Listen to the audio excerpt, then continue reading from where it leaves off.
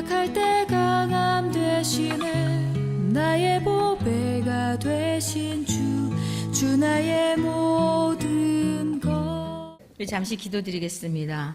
진리의 성령님, 우리가 주의 말씀이 살아 역사하여 우리의 신비에 새겨지고 우리의 삶이 새로워지기를 간절히 소망합니다. 우리의 영원한 스승이신 보혜사시여, 우리 각자에게 임하신 그 성령님의 권능으로 우리 모두를 사로잡아 주셔서 하늘의 놀라운 이 비밀의 말씀들이 우리에게 깨달아질 수 있는 은혜를 베풀어 주시고 믿어질 수 있는 은혜를 주시옵시고 삶 속에 행할 수 있는 능력을 주시옵소서. 전하는 자나 듣는 모두 풍성한 하늘의 신령한 복으로 충만하게 역사하여 주시옵소서. 우리 구주 예수님의 이름으로 기도드립니다. 아멘. 우리가 함께 교독한 열왕기하 8장 1절에서 6절까지의 말씀을 중심하여 기억하시는 하나님이라고 하는 제목으로 복되신 생명의 말씀을 듣도록 하겠습니다. 저와 여러분들은 기억력에 한계가 있습니다. 사실 우리가 지나온 날의 삶을 기억한다고 하지만 얼마나 많이 기억하는지 사실 생각해 보면 지극히 제한적이고 참 많은 것들을 우리는 잊고 있었구나라고 생각하실 것입니다. 오히려 다른 사람들이 우리에게 어떤 있었던 일들을 이야기해 줄 때에 맞아, 그때 그런 일이 있었지 라고 하면서 기억이 되살아나곤 하는 이런 일들을 경험하셨을 거예요. 우리 인간은 기억력에 한계가 있다는 이야기입니다. 그러나 완전하시고 전능하신 하나님은 기억 또한 완전하신 줄 믿습니다. 그래서 우리의 모든 행동에 대한 것을 다 기억하고 계시고 행동만이 아니라 마음의 생각까지도 감찰하시면서 그것조차도 기억하시는 분인 줄로 믿습니다. 그래서 하나님은 공의로우신 분이기 때문에 우리의 행한 것을 따라서 갚아주시는 분이에요. 선한 일을 행한 자는 영원한 생명의 부활로, 악한 일을 행한 자들에게는 그에 상당한 보응으로 하나님은 또한 형벌을 하시는 분이십니다.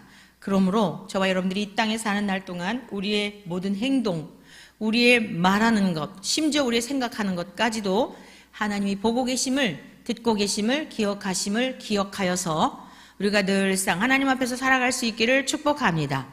오늘 본문의 말씀은 참으로 아름다운 그러한 한 여인, 복된 여인에 관한 내용입니다. 우리가 지지난주에인가요? 이 말씀 아마 들었던 기억이 나실 텐데 이어서 그 수냄 여인에 관한 이야기입니다. 자, 어떤 내용의 말씀인가 하면 이 수냄 여인은 굉장히 그 삶에 있어서도 유복하고 또 이렇게 좀 여유로운 삶을 살았던 것을 우리가 얼마든지 추정해 볼 수 있어요. 왜 그러냐면 그 엘리사 선지자가 활동하던 시대에 이 하나님의 참 선지자들은요, 예나 지금이나 절대 빈곤의 삶을 살았던 분들이에요. 한 주 한 주 매일매일마다 하나님의 도우심을 따라서 살 수밖에 없는 이 특성을 가지고 있어요. 특히 구약의 선지자들을 보면 더욱 그렇습니다. 그래서 누군가 대접해주고 누군가 좀 잡숫것 드리고 그러면은 잡수시고, 이러한 삶을 우리는 구약의 선지자들의 그 기록된 말씀을 통해 볼 수가 있는데 엘리사 선지자도 예외는 아니었지요. 어느 날 이 수냄 여인 집 앞을 이렇게 이제 오며 가며 하나님께서 맡겨주신 일을 수종드는데 이 수냄 여인이 가만히 보니까 이분은 예사 다른 분들하고 다른 사람들하고 다른 걸 느끼게 됐어요. 그래서 자기 남편에게 내가 보니 이 사람은 하나님의 거룩한 사람이다. 그래서 자기 집에 초청해서 식사도 대접하고 그랬는데 양이 안 차는 거예요. 그것 가지고서는 해결이 안 되는 것을 알았지요. 그래서 근본적인 문제를 좀 해결해 주고 싶었어요. 그래서 자기 집에 2층 방에다가 작은 방을 하나 마련해 놓고 책상도 마련해 놓고 촛대도 마련해 놓고 그래서 하나님의 말씀을 연구하고 묵상할 수 있고 혼자 또 하나님 앞에 독대하여 기도할 수 있는 이러한 처소를 남편에게 마련해 주자 그랬더니 남편이 흔쾌히 허락을 했지요. 그러니까 이 여인의 삶은 부부의 관계에 있어서도 얼마나 신뢰관계가 형성이 되었나 이러한 것들을 엿볼 수가 있단 말이에요. 외간 남자를 싱글인 사람을 우리 집에 들여서 방 한 칸 준다 쉽지 않습니다. 웬만한 남편들 같은 경우에는 굉장히 불편하게 생각할 수 있고 말도 안 된다고 그럴 거예요. 그런데도 이 수넴 여인은 남편에게 그 요청을 하였을 때에 남편이 흔쾌히 그렇게 하라고 그러죠. 매우 돈독한 부부지간에도 자기 자신을 지켜 정숙하고 성결한 이런 삶에 남편에게 신뢰를 받았던 관계인 것을 우리는 얼마든지 이제 유추해 볼 수 있는 그런 내용들이죠. 자, 그래서 이 엘리사 선지자가 지극한 대접을 받고 보니 참으로 마음에 감동이 되는 거예요. 여러분들도 여러분의 진심을 알아주는 사람 만나면 굉장히 감동이 되죠. 세상에서 답답한 게 뭐냐면요, 진심이 통하지 않는 것이에요. 나는 진실로 대했는데 상대방이 오해를 한다든가 무엇인가 그것을 덧붙인다든가 무엇인가 그것을 깎아내린다든가 이러할 때 굉장히 마음이 어렵지요. 근데 이 엘리사 선지자는요, 너무 감동이 되는 거예요. 예나 지금이나 하나님의 말씀을 전하는 선지자들은 환영을 받지 못했습니다. 왜 그러느냐면 회개의 복음을 전하기 때문이었어요. 하나님의 참 선지자들은 절대로 거짓을 말할 수가 없어요. 왜 거짓을 말할 수 없냐면 하나님이 주시는 말씀만 전해야 하기 때문에 가감할 수가 없는 겁니다. 이게 참 선지자들의 특징이에요. 그러니까 어디를 가든지 불편한 존재일 수밖에 없습니다. 그런데 이 수넴 여인은 알아보는 거예요. 얼마나 마음이 감동이 되었는지 어느 날 가만히 누워서 생각하니까 뭔가 좀 보상을 하고 싶은 거예요. 그런데 엘리사가 뭐가 있나요? 재산이나 이런 게 있는 사람이 아니잖아요. 그래서 내가 너에게 무엇을 해주랴. 왕에게나 사령관에게 뭔가 당신의 좀 이 지위, 재물은 있는 것 같으니까 뭔가 세상적인 명예나 권력이나 이런 것 좀 더 할 수 있도록 내가 한번 요청해 볼까? 그랬더니 이 여인은 아니라고. 나 필요한 거 없다고. 나는 백성들 중에 함께 거하고 있다고. 이스라엘 백성들은 굉장한 선민의식이 있죠. 하나님을 경외하는, 하나님을 섬기는 택함 받은 백성이라는 것에 대한 자부심이 있는 그런 이스라엘 백성들 아니에요? 부족한 게 없다는 거예요. 하나님 안에서 사는 이 삶으로 족하다는 거예요. 할렐루야! 여러분, 오늘 이 세상이 지금 이렇게 타락해가고 점점 이 퇴락의 길을 걷고 있는 우리나라의 이 모습, 처처에 성직의 세계도 예외가 아니고요. 모든 공동체들이 썩어가고 있는 이유가 무엇 때문일까요? 물질을 탐하고 명예를 탐하고 권력을 탐하고 이건 다 그냥 살아가면서 삶의 하나의 수단들일 뿐인데 그게 목적이 돼버렸습니다. 본질을 잃어버린 거예요. 그래서 지금 이렇게 처처에서 썩어서 악취가 나고 많은 영혼들이 신음을 하고 고통 속에 방황하고 있는 것은 이게 지금 특히 우리 이 기독교 안에 교단을 초월해서 장로교회, 감리교회 다 초월해서 마찬가지입니다. 영국의 성공회가요, 국교인데 어제 그 기사를 보니까, 신문 기사를 보니까 기가 막히더라고요. 주일날 예배를 드려도 되고 안 드려도 되도록 공식적으로 허용을 했어요. 이 교인들이 예배를 잘 안 오니까 이 사제들이 예배를 집례를 하는데 교인이 적으니까 이제 한 몇 교회씩 다니나 봐요. 그러니까 사제들이 너무 힘들다는 거예요. 성도들도 몇 명 안 되는데 꼭 주일날 예배를 드려야 할 이유가 있냐? 이러고 자꾸 사제들이 요청을 한 거예요. 그래서 주일날 꼭 예배를 드리지 않아도 된다. 여러분, 지금 이게 이 세계가 지금 돌아가고 있는 추세예요. 영국이 어떤 나라입니까? 우리 감리교회가 영국의 요한 웨슬리 목사님 비롯해서 이렇게 태동이 된 그런 그 교회가 아닙니까? 이렇게 지금 돌아가고 있어요. 마음에 하나님을 향한 경외심도 없고 예배에 대한 감격도 없고 무엇인가 또 예배를 안 드리면은 자기 스스로 불편하니까. 왜 불편해요? 무슨 일이 날까 봐서. 사고라도 만나고 재정적인 어려움이라도 당하고 할까 봐 하나의 종교적 행위로 이렇게 전락해 버린 이 시대. 여러분, 하나님을 경외함이 없는 시대이기 때문에 그렇습니다. 그런데 오늘 이 수넴 여인은 필요한 거 없습니다. 하나님을 경외하며 하나님을 섬기는 이것만으로 충분합니다. 하나님이 택하신 언약 백성으로서 사는 것만으로 충분합니다. 이렇게 대답을 하죠. 그러니까 더 감동이 되는 거예요.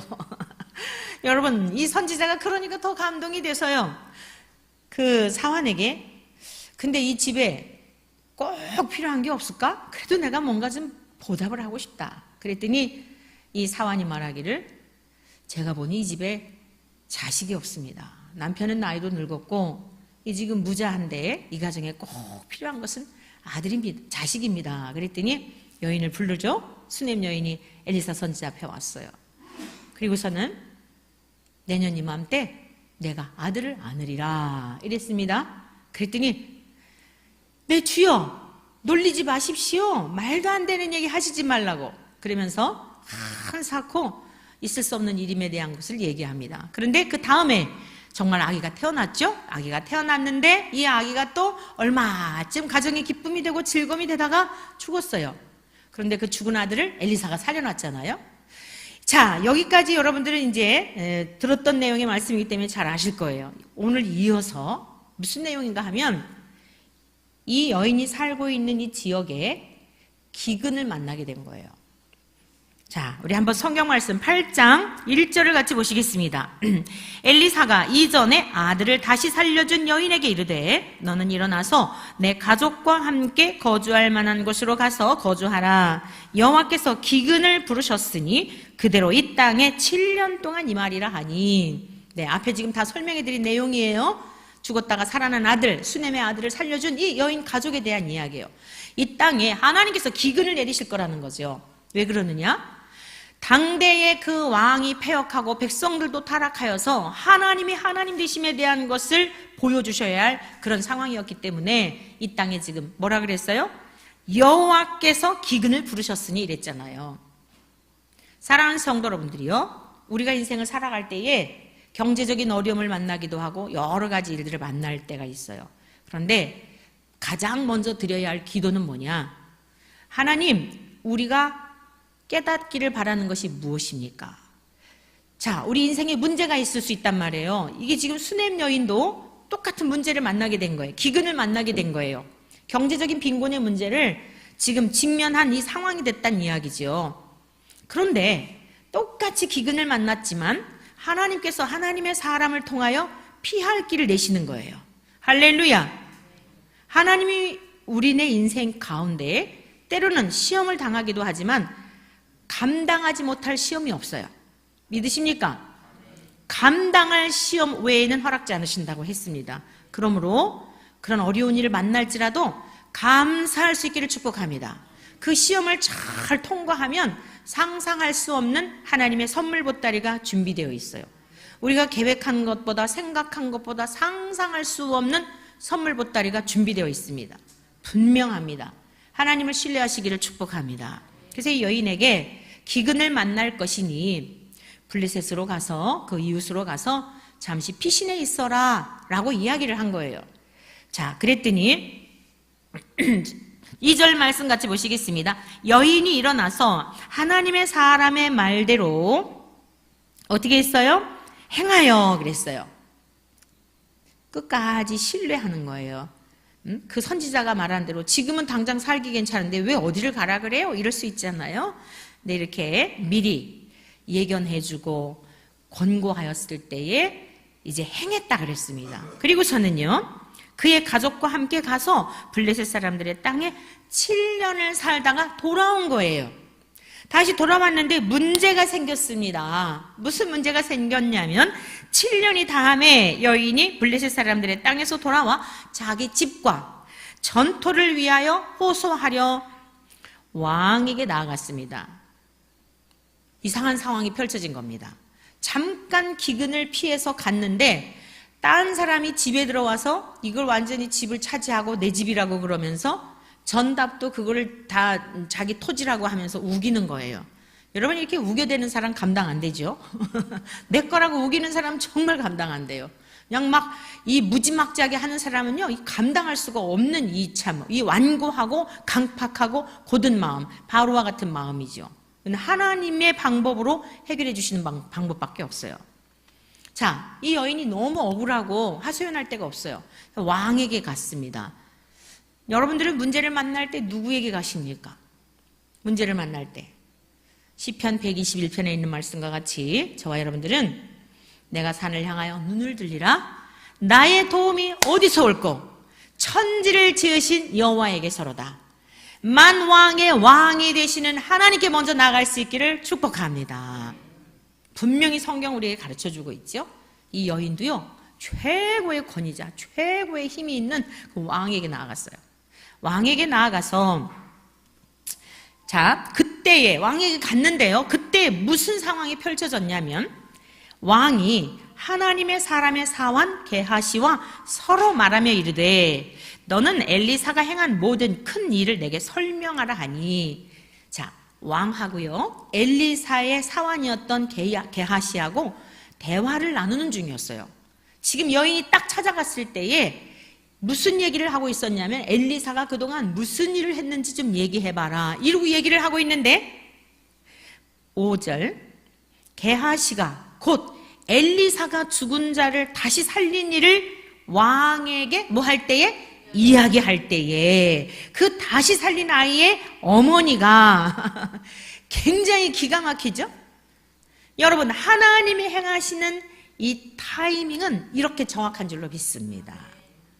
왕하고 엘리사의 사환 게하시하고 무슨 일이 있었냐고 얘기하는데 지금 수넴 여인 집안에 일어난 얘기를 하고 있었던 거예요. 이 선지자가 이렇게 힘들고 어렵고 주거 문제도 그러고 이럴 때에 이 여인이 이렇게 잘 보살펴 주어서 그랬노라고 그가 행한 선행에 대한 이야기를 하고 있는 거예요. 오늘 저와 여러분들이 복되신 하나님의 말씀을 통하여 교훈을 얻고 삶의 지혜를 얻을 것은 여러분 누군가 저와 여러분들 뒷자리에서 뒷담화라고 그러잖아요. 대부분 뒷담화의 내용들을 보면 좋지 않은 것들이잖아요. 그러나 좋은 이야기들을 들려줄 수 있는 이런 삶을 그리스도 안에서 살 수 있기를 축원합니다. 그러니까 게하시가 볼 때에도 너무 아름다운 그런 내용 아니에요? 다들 선지자를 무시하고 선지자의 말을 듣지 않는 이 시대에 그 선지자를 소중히 여기고 존대하며 그렇게 귀중히 여기면서 공개한 것을 보니 이 게하시의 마음속에도 그 이야기를 품고 있었던 거예요. 그리고 가장 적당한 때에 하나님이 생각나게 하셔서 이 여인이 가장 위경 가운데 처해 있을 때에 고국으로 돌아왔지만 집도 없고 재산도 다 날아가고 그야말로 노숙인이 되어야 할 상황인데 하나님의 방법으로 너무너무 놀라운 이 일들을 행하시는 것을 보게 되는 것입니다. 사랑하는 성도 여러분들이요, 하나님은 택하신 백성들을 기억하신다는 사실을 믿으시기를 축원합니다. 택하신 백성들을 기억하세요. 하나님께서 우리 주 예수 그리스도를 통하여 피값으로 사신 하나님의 자녀들을 그 손에서 빼앗을 자가 없습니다. 저와 여러분들은 하나님을 잊고 산다 할지라도 하나님은 저와 여러분들을 한 번도 잊으신 적이 없어요. 우리의 자녀들이 집에 나가가지고 이 아이가 밖에 나가서 돌아다니다가 미아가 되어서 이 아이가 부모를 잊은 고아가 됐을지는 모르지만 부모님은 평생 사는 날 동안 그 아이를 잊지 못하잖아요. 육신의 부모도. 하물며 저와 여러분들을 어떻게 세상 속에서 구원해내셨습니까? 악한 원수 마귀에게서 어떻게 우리를 하나님의 자녀 삼아 주셨습니까? 하나님의 아들 예수 그리스도를 주셔서 대신 저와 여러분들의 생명의 값을 지불하시고 저와 여러분들을 깨끗하게 더러운 죄에서 목욕시켜 주시고 죄 없다고 인정하여 주시는 하나님의 자녀가 되는 권세를 주셨잖아요. 하나님 나라의 호적에 입적이 되어서 하나님 나라의 유업을 다 이을 자가 되게 하시지 않았습니까? 그런데 어찌 하나님께서 잊으실 수가 있겠느냐고요. 기억하시는 하나님, 택하신 백성들을 절대 잊지 않으시고 기억하심을 여러분 믿으시기를 축원합니다. 자, 그런데 하나님이 우리를 기억하여 주시는데요, 어떻게 이 땅에 사는 인생들 가운데 역사하시는가? 하나님이 기억하시는 하나님, 우리들의 모든 선행에 대해서도 악행에 대한 것도 보응하시는 하나님이신데 특별히 사랑하는 자녀들의 이 선한 일에 대하여 어떻게 역사하시고 기억하신 바 되어 그 복된 길로 인도하시는가? 따라하시기 바랍니다. 사람을 통해 역사하신다. 사랑하는 성도 여러분들이요, 우리가 인생을 살아가는 동안에 복 중에 가장 큰 복은 만남의 복인 줄로 믿습니다. 가장 귀한 복은 만남의 복이에요. 저와 여러분들이 우리 주 예수님을 만난 이 만남의 복보다 더한 복이 없습니다. 저와 여러분들이 이 자리에 있기까지 예수님을 소개해 준 그분들이 계시죠. 그분들 굉장히 귀한 분들이에요. 축복의 통로가 되었던 것이죠. 저와 여러분들도 이제는 그 일을 해야 할 줄로 믿습니다. 사랑이 빚진 자예요. 바울 사도가 고백했잖아요. 내가 유대인이나 이방인이나 자유자나 종에게나 헬라인이나 야만이나 누구에게나 나는 다 빚진 자다. 남자든 여자든 어린아이든 노년이든 저와 여러분들도 다 마찬가지입니다. 우리 교회는 지금까지 복음 전하는 일, 예수님을 모든 인생들을 찾아오신 구원자로 세상 속에 선포하고 만군의 주 여호와 하나님이 세상을 창조하신 하나님이심에 대하여 우리가 드러내며 담대히 세상 속에 나가서 그 복음 전하는 거 자랑할 거 우리는 저 자신이 자랑할 게 없어요. 우리 주 예수님 그 전한 것, 그 예수님 단 한 사람이라도 믿어 생명에 이르기를 바라는 거 평생 사는 날 동안 소망 다른 거 없습니다. 우리 모두 생명 다할 때까지 끝까지 그래야 할 줄로 믿습니다.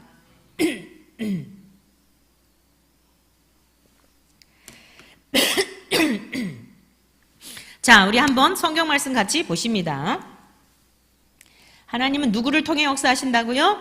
사람을 통해 역사하신단 말이에요. 그래서 지금 이 여인이 왕에게 갔을 때에 이제 그 다시 살린 아이의 어머니가 자기 집과 전토를 위하여 왕에게 호소하는지라 5절 중반절이죠. 게하시가 이르되 내 주 왕이여 이는 그 여인이요 저는 그의 아들이니 아기를 데리고 왔나 봐요. 아들을 곧 엘리사가 다시 살린 자니이다 하니라.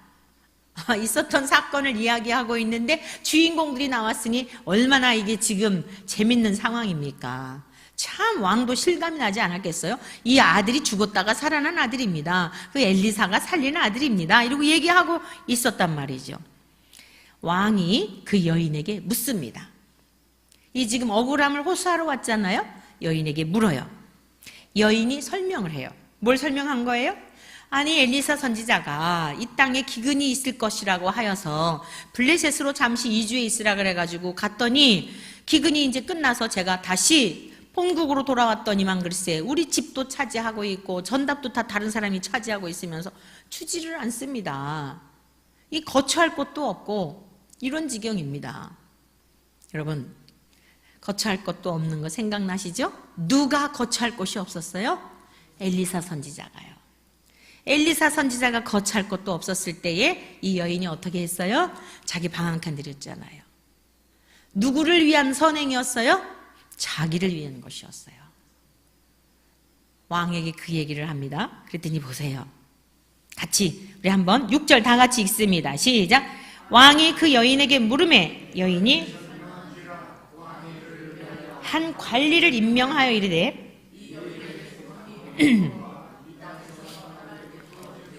그의 밭의 소출을 다 돌라주라 하였더라. 아멘. 너무 신나지요? 너무 신나지 않습니까? 왕이 이 여인을 위해서 특별히 한 관리를 임명했어요. 다 조사해봐라. 어떻게 된 연고인지. 그리고 이 여인이 이 집을 떠날 때부터 7년 동안 농사졌던 거, 이거 다 활용했던 거, 다 이 여인을 위해 주어라. 참 신나는 내용이죠? 사랑하는 성도 여러분들이요. 성경에는 수없이 많은 말씀들이 기록되어 있습니다. 잠언 21장 26절의 말씀을 여러분에게 들려드리겠습니다. 어떤 자는 종일토록 탐하기만 하나 의인은 아끼지 아니하고 베푸느니라. 또 보세요. 전도서 11장 1절 2절에 이런 말씀이 있어요. 너는 내 떡을 물 위에 던지라. 여러 날 후에 도로 찾으리라. 7에게나 8에게나 나눠줄지어다. 무슨 재앙이 땅에 임할는지 내가 알지 못함이니라. 여러분 얼마나 기가 막힌 말씀이에요. 떡을 물 위에다 던지면 이게 어떻게 되는 거죠? 다 흩어져서 없어져 버려요. 흔적도 없습니다. 무슨 뜻일까요? 저와 여러분들이 주님의 이름으로 선행을 행할 때에 우리 주님께 대하듯 이웃에게 사랑을 베풀고 할 때에 다 허비된 것 같고 나에게는 돌아오는 것도 없고 아무것도 없는 것처럼 보여요. 그런데 뭐라고 성경은 우리에게 지혜를 가르치고 있어요? 여러 날 후에 도로 찾으리라. 우리가 그것을 씨앗을 뿌린 것이라는 이야기예요.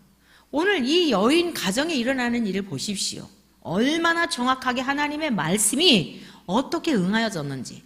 자, 뿐만 아니라 7배게나 8배게나 할 수 있는 대로 많은 사람들에게, 내가 기회를 닿는 대로 하나님의 거룩한 백성들에게, 굶주린 자에게, 나그네에게, 고통받는 이들에게 흩으라는 거예요.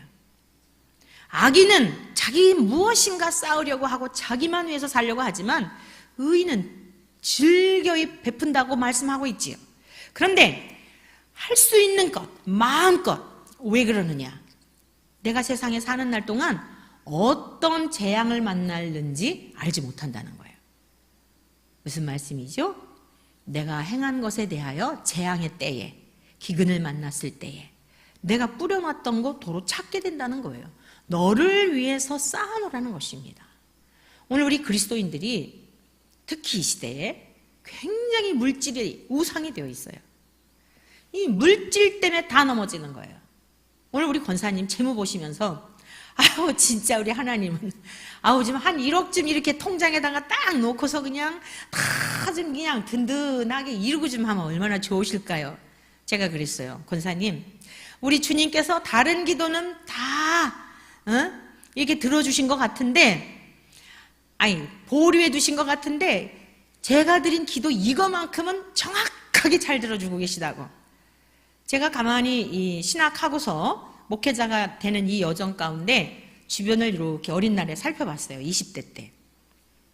대부분 보니까요. 지금은 막 SNS 때문에 다 드러나고 그러잖아요. 그때도 보니까 물질, 교회가 물질이 쌓이니까 타락하더라고요. 지금처럼 SNS에 드러나지 않았을 때인데도 막 교회가 시끌시끌하고 궁시렁대고 모이기만 하면은 막 뒤에서 막 목사님 흉보면서 죄 짓고 이래가지고 제가 조용히 교회를 떠나오기도 했는데 결심한 게 있어요. 내가 이 길을 가도록 주님이 부르셔서 이 길을 갈 때 나는 그때마다 주시는 바대로 살아야 되겠다. 무소유로 살아야 되겠다. 제가 그 기도 제목이었어요. 그러니까 여러분들이 목회자를 보시면서 깝깝해 하시지 말고 기도의 응답으로 우리가 그러는구나. 많아도 남는 게 없고 없어도 나중에 보면 다 해결이 되는 거예요. 신기하죠? 교회도 그러하고 가정도 그러하고. 그건 제가 하나님 앞에 품었던 생각이에요. 물질이 쌓일 때 타락하는구나. 교회도 물질이 쌓이면 그것 때문에 엉뚱한데 마음을 가지고, 우리는 뭐 흠모할 만한 게 없잖아요. 그래서 내 신앙 잘 간직하고 믿음 자라가고 여러분들 신앙만 잘 자라기를 바라는 거, 그거 하나 여러분들에게 바라지, 제가 여러분들에게 무슨 성전을 지차고를 합니까? 돈 내라고 여러분들에게 크게 그런 일이 뭐가 있습니까? 사랑하는 성도 여러분들이요, 오늘 이 시대에 물질 때문에 다 넘어져요. 물질 때문에 하나님의 그 참된, 하나님의 그 진실함을 경험하지 못하는 안타까운 모습들을 참 많이 봅니다. 부유한 것 구하지 마세요. 다 나그네 인생길에 필요한 거, 쓰고 남은 것은 선한 일을 위해서 쓰라고 주신 거예요. 그때 다른 데 쓰기 시작을 하면 삐끄닥 해가지고 처음에는 조금인 것 같은데 나중에는 많이 차이가 벌어지게 됩니다. 이단이라는 게 뭐가 이단이에요? 처음에 출발은 같았는데 끝이 다른 게 이단 아니겠어요? 하나님을 사랑한다고 하지만 이스라엘의 모든 역사가 물질 때문에 우상 숭배로 인하여 망했던 거 너무 잘 아시지 않습니까? 오늘 수넴 여인 부자였어도, 다른 어려움 가운데 있는 선지자를 도울 만큼 여유로웠어도 온 땅 가운데 기근이 임하니까 그 재앙을 만나게 됐다고요. 그런데 어떻게 보호하심을 입어요? 내가 도왔던 그분을 통하여 기근을 피하게 되고, 내가 드렸던 것보다 비교할 수 없을 만큼 그동안 다른 사람들이 다 농사 지은 거 7년 동안 했던 거를 한꺼번에 다 찾으니 얼마나 많은, 생각만 해도 상상만 해도 참 너무 재미있는 스토리 아닙니까? 한꺼번에 주시는데 이거는 감당할 수 없는 하늘의 복입니다. 사랑하는 성도 여러분들이요, 저와 여러분들이, 저도 마찬가지입니다. 우리 모두가 하나님 앞에 전심으로 하나님만 구할 수 있는 은혜를 날마다 부어주시기를 축원합니다. 우리 주님이 가르쳐 주셨어요. 너희를 영접하는 자는 나를 영접하는 것이요, 나를 영접하는 자는 나를 보내신 이를 영접하는 것이니라. 예수님을 모셔드리는 것은 바로 예수님을 전하는 사람을 받아들이는 것은 예수님을 받아들이는 것이고, 예수님을 받아들이는 것은 예수님을 보내신 하나님 아버지를 모셔드리는 것이라는 것입니다. 그러면서요, 선지자의 이름으로 선지자를 영접하는 자는 선지자의 상을 받을 것이요, 의인의 이름으로 의인을 영접하는 자는 의인의 상을 받을 것이요. 근데 주변에서도 가만 보면은요, 목회자를 그렇게 귀하게 여기고 존대하고 이랬던 분들 보면은 그 자녀들이 목회자 된 가정들이 많아요. 그 목회자가 막 그렇게 부러워가지고 막 흠모하면서 막 이렇게 귀하게 여겼던 분들, 이분들 대체적으로 보면 자녀들이 목회자 된 경우들이 많더라고요. 주님이 약속하신 내용의 말씀이죠. 선지자의 이름으로 선지자를 대접하면 선지자의 상을 받을 것이요, 의인을 영접하는 자는 의인의 이름으로 의인의 상을 받을 것이요, 누구든지 제자의 이름으로 이 작은 자 중 하나에게 냉수 한 그릇이라도 주는 자는 내가 진실로 너희에게 이르노니 그 사람이 결단코 상을 잃지 아니하리로다. 저도 사실 우리 어머니가요, 어렸을 적 제 어머니의 이 하셨던 일들이 생각나잖아요. 이게 부모님들이 하셨던 것은 이게 머리에 다 스캔이 이게 찰칵 그 한 컷씩 이렇게 기억이 나요. 저희 어머니도 보면은 굉장히 그 주의 종 특히 사모님을 굉장히 생각을 많이 하셨어요. 제가 잊히지 않은 그 아름다운 어머니의 그 모습이 기억되어 있는데, 세탁기 처음 나올 때였어요. 제가 어렸을 때.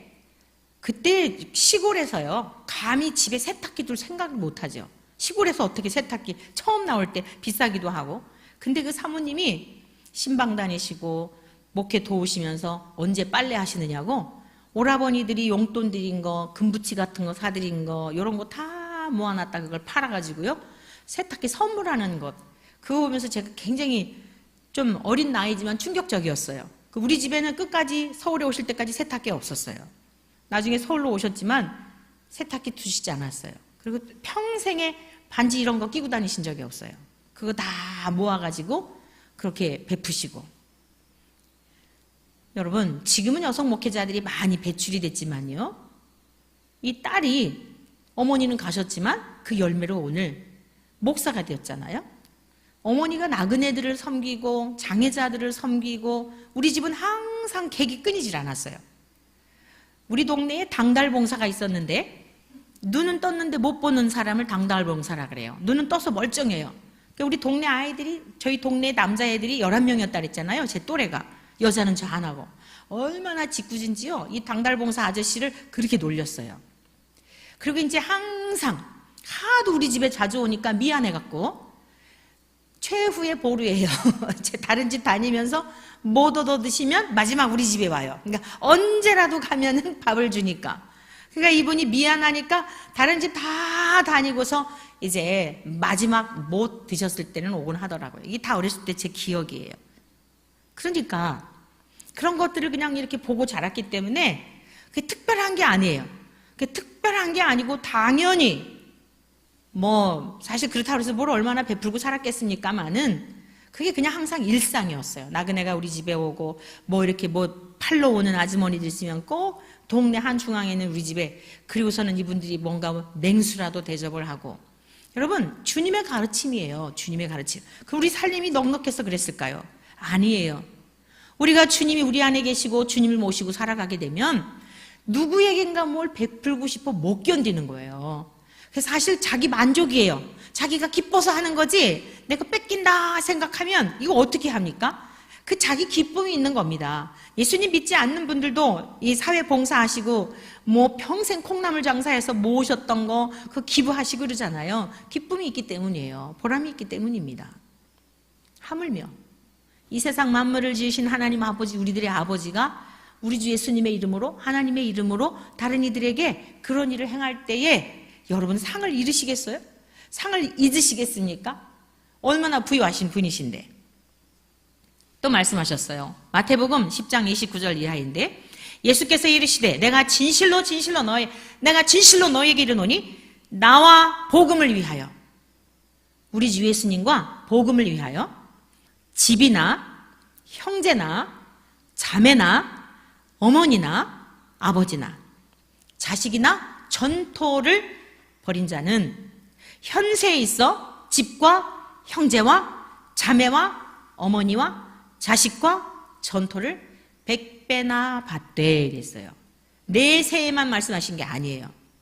현세에서도 생각하지 않았는데 하나님께서 행하셨던 것들에 대하여 보응해 주시는데, 이 수냄 여인 7년 동안 가서 피신해가지고 왔는데 모아가지고 7년 동안 딴 사람이 수고하게 하고 악인이 수고한 것을 환난 날에 의인에게 준다 그랬죠. 악인이 수고한 것을 모아 쌓았다가 의인에게 준다 그랬지요. 이 지금 수냄 여인이 상상하지도 않고 엘리사 선지자 대접할 때 그런 일 상상이나 했겠습니까? 그냥 좋아서 한 건데, 기쁨으로 한 건데, 하고 싶어 못 견뎌 한 건데. 여러분, 이 마음도 하나님이 부어주신 은혜를 따라 행하게 된 줄로 믿습니다. 기뻐서 한 거예요. 내주하시는 성령님이 보게 하시고 거룩한 사람인 것을 알게 하셨고, 여러분 똑같이 빵을 사주더라도 도둑에게 주는 것이 좋습니까? 여러분 살인자에게 빵을 주는 것이 좋겠습니까? 생산적이고 창조적인 일을 하면서 장래 소망 있는 사람들에게 여러분이 가진 것 주는 게 좋겠습니까? 내가 이것을 주었는데 악한 일에 쓰는 사람에게 여러분 한 푼이라도 주는 게 아니지요, 그거는. 그러므로 이분이 거룩한 사람인 것을 볼 수 있는 눈도 지혜의 신이신 성령이 보게 하셔서 그 복을 대신 갚아주시는 거예요. 사랑하는 우리 원천의 모든 가족들에게 이 은혜가 있기를 축복합니다. 얼마나 각박한 세상인지 모르죠. 얼마나 인색한 세상인지 모릅니다. 그러나 저와 여러분들은 복음을 위하여, 우리 주 예수님의 이름을 위하여 우리의 전 존재를 다 바쳐. 오늘 이 말씀이 그렇다고 해서 뭐 집도 다 팔아서 바쳐라, 부모도 몰라라 하라, 그런 걸까요? 모든 것의 우선순위, 그 마음으로부터 경외하는 하나님을 향한 경외심이 그 마음의 중심에 있을 때에 형제를 위해 쓸 수 있고, 내가 이만큼 자식을 위해 쓸 수도 있는데, 이만큼 내가 내 부모님에게 해드리면 더 그럴 수 있는데, 우리보다 더 힘들고 어려운 사람을 위해서 선행을 행했을 때, 그것이 하나님이 귀중히 여기는 사람이었을 때 하나님이 갚아주신단 말이에요.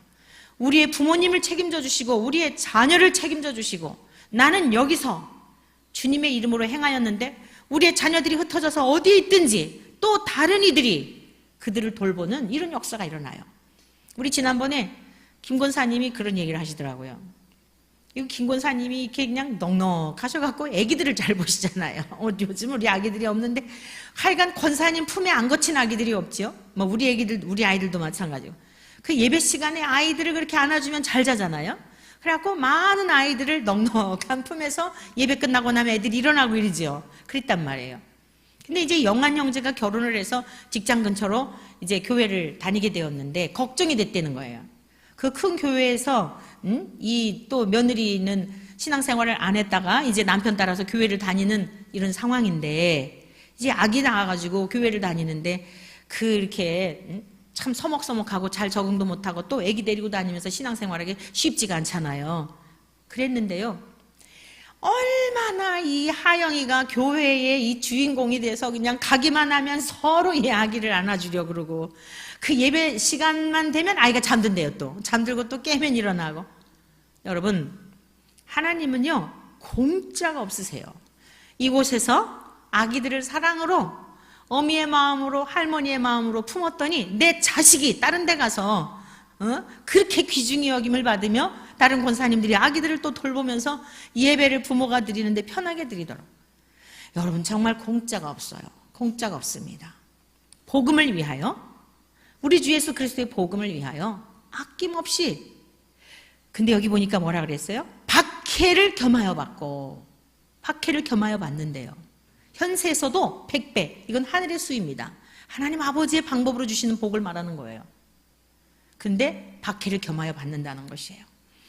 예수 그리스도만이 우리의 구원자라고 선포를 하니 왜 니네가 믿는 예수만 구원자라 하고 너희들 종교만 참되다고 그러냐? 그러니까 사람들로부터 갈등할 수밖에 없는 거예요. 그러나 이거 포기할 수 없잖아요.